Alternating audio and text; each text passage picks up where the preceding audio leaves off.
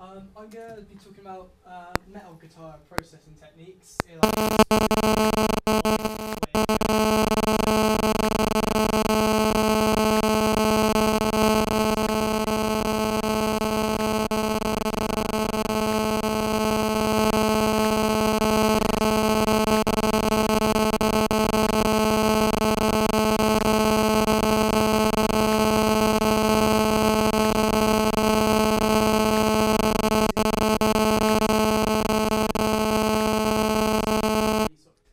Sounds which I'm looking for, and also same goes with the sock that I tie around the top.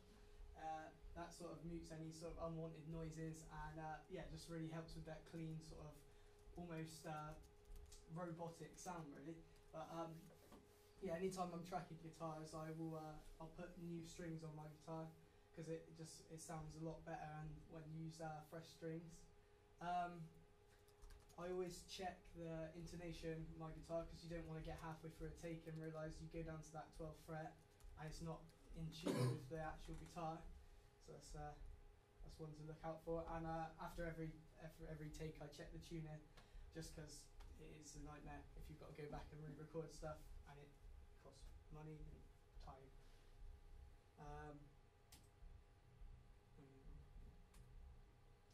As for pedals, just before my amp, I use a Maxon 808 Tube Screamer, which is kind of like a distortion / boost pedal, and I don't set it very hot. It's sort of just to boost the the tube sound in my amplifier.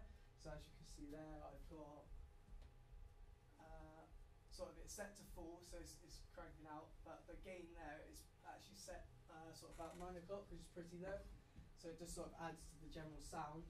I also use a Boss noise suppressor, which sort of is because I've got a high gain amp, it's gonna sort of feed back in the gaps when I don't want it to sort of make any noise. So I use that to cut out any sort of feedback and hiss when I'm playing. It just makes it sound more professional. And a Boss tuner pedal just to keep everything in tune.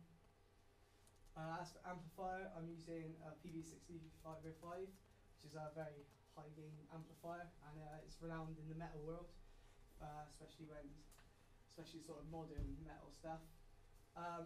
Yeah, and that, as you can see there, my settings, how I have the EQ set on the amp.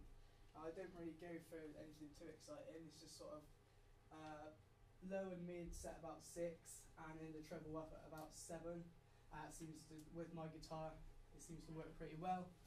I don't actually have the gain set very high because it is a very high gain amp, so you don't need a lot to make it sound good, especially with my pickups as well. So I usually have it set about 4 to 5-ish. So, and then the other controls are just power amp controls with resonance and presence. They're set both about 7.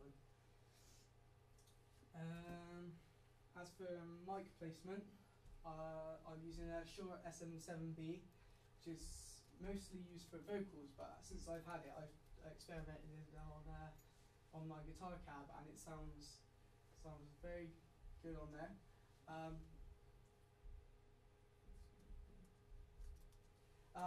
Yeah, there is some EQ switches, as you can see on here, which I've tried playing with, but obviously because it is specifically a vocal mic, when I boosted the presence on there, it seemed to cut in too much with the vocals.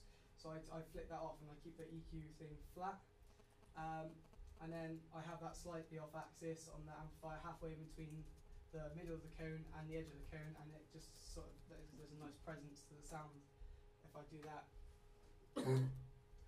Cab isolation, because I'm out in my shed doing my mixing, I have cables running to my room. So I keep the cab in my room and have the head out there, so I control all the settings out in my shed. And I can have the cab in my room, so I'm not disturbing the neighbours' summers in my shed. And yeah, I just chuck a duvet over there, sort of as I said, like for my neighbours, so I don't interrupt what they're doing. And it sort of isolates the sound as well, so I'm just getting the guitar amp. I'm not getting any reflections from anywhere else. For levels.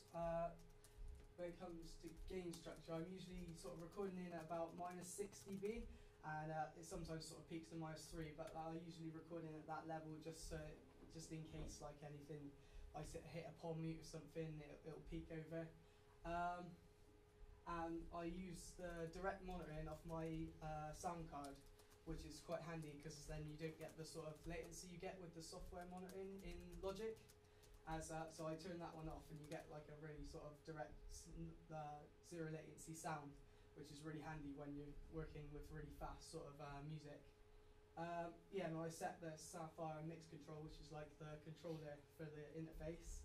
I set that to a level where I can record to. As for tracking, I usually track. As for metal, usually there's about 2 guitars, so I usually track 2 either side. So 2 left guitars, which are panned completely hard, and 2 right guitars, which are panned completely hard right. And I'll give you an example of what that sounds like. So this is the dry guitars with no panning at all. So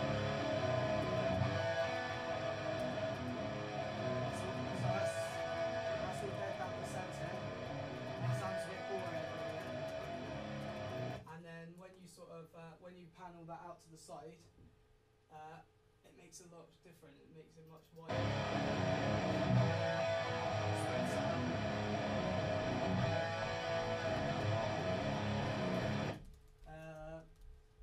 Yeah, and it's just generally fattens the sound. The lead guitars I always put in the centre just because it's a forced habit and it just seems to sound better there. As for editing, I like if there's any sort of choppy parts which I need in time to my kick drum, which is a very popular technique in metal. I'll chop the guitar track up so it's very sort of precise, and I'll fade them in and out so you don't get the little clicky poppy sounds you get when you do chopping audio. So this is what a choppy sort of part of the song would sound like if I didn't do that.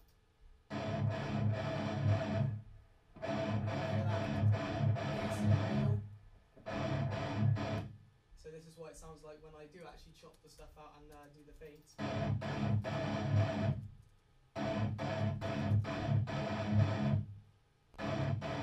yeah, a much tighter sound, and that gives me sort of more control when mixing.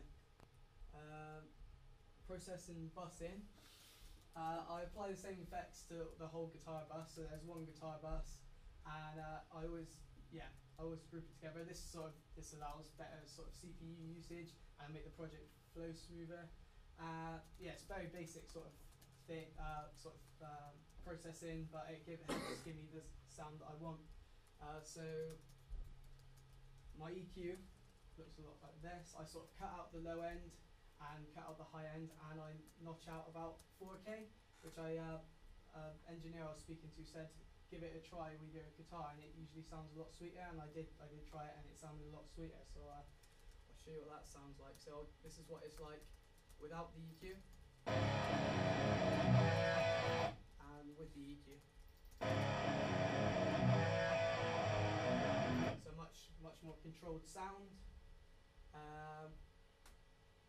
As for compression, I use this compressor. It's very simple compressor. You kind of just set 2 knobs, but it seems to work well with just getting the levels between the pom mutes and the sort of the higher stuff.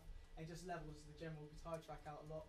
So that's my settings that I use for that. I can give you an example of how that sounds. So this is just EQ'd. And this is with the EQ and the compression.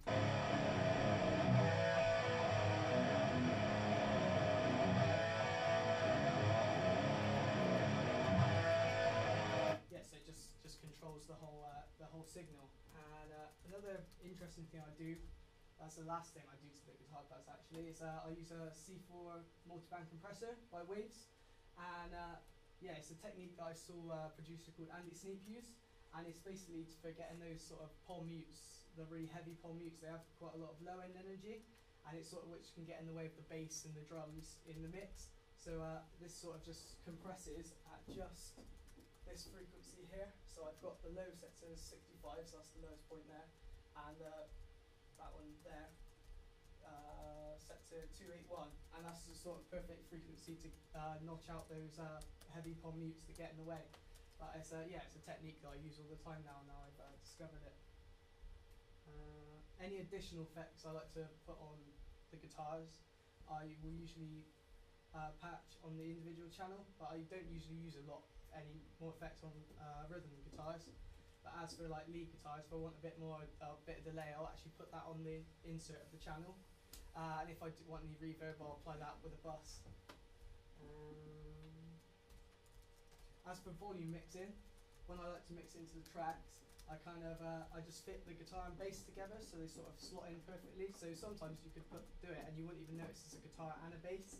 But I like to keep them sort of so they sound like one. I then mix it in with the vocals and the drums and whatever else is in the track, and just find the sweet spot for them to sit. I tend to mix my guitars quite high in the mix, but I guess that's just sort of specific to the genre, because guitar is very guitar-based music, and it carries a lot of the melody. So I'll give you an example of how it sounds with everything in. So without everything in, and this is with everything in.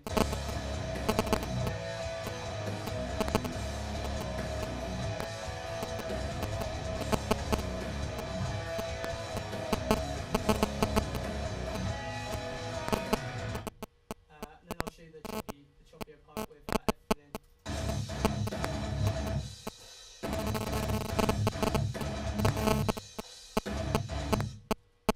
And that is it. Have a beer and headbang to your slamming riffs. Have you got any questions? Do you see it? You handed them out. What's your on your the Sneak C4 multiplan? What are you cutting by? What's like how much are you taking out from that notch? Just I think it is actually. I guess do the technical reasons. It is. I've got the threshold set at -26, so it's quite a lot when it hits in. But I think, in fact, that is actually the screenshot from Andy Sneap settings. I'm literally replicating exactly what he does. Okay. So yeah, I literally copied his settings straight off. Yeah, I'll give you a picture if you want after. What is the ratio on that? Or is there not? I've never used a multiband before, just to, if you... I don't really know a lot, but it sounds good. No, cause it's just, I only ask because I can see threshold and the... Yeah, no, Maybe I think it's sort of just when it happens, it is bringing it down by, I mean, like to Yeah. 26, but I don't really know a lot about it, but it did improve my mix. Yeah. That I noticed. Right. So, Yeah.